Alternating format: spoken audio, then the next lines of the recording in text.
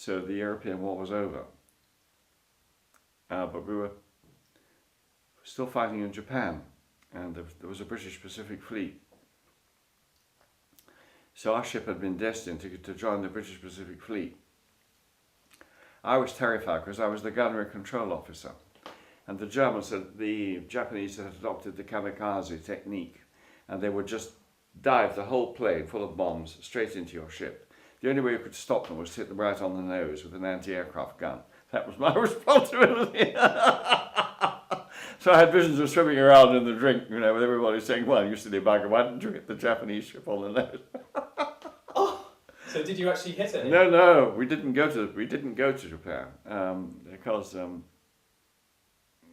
the whole situation had changed. So they said our ship was not going to Japan; that we were going to just hang about until we got demobbed.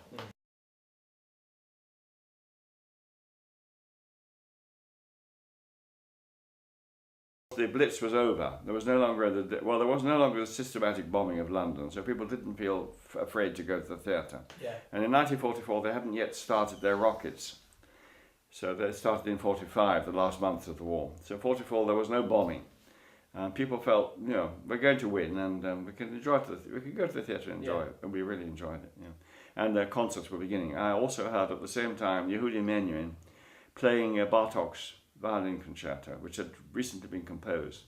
He gave the first performance of it in London. No, not in London, at Liverpool, that's right. And I was in Liverpool at the time.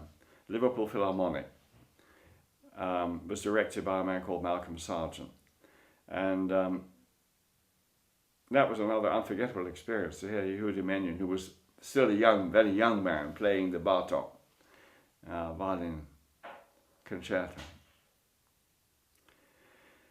And that again was 1944, because at that time I was based in Liverpool. That's why I was able to go to London and have a break at the theatre.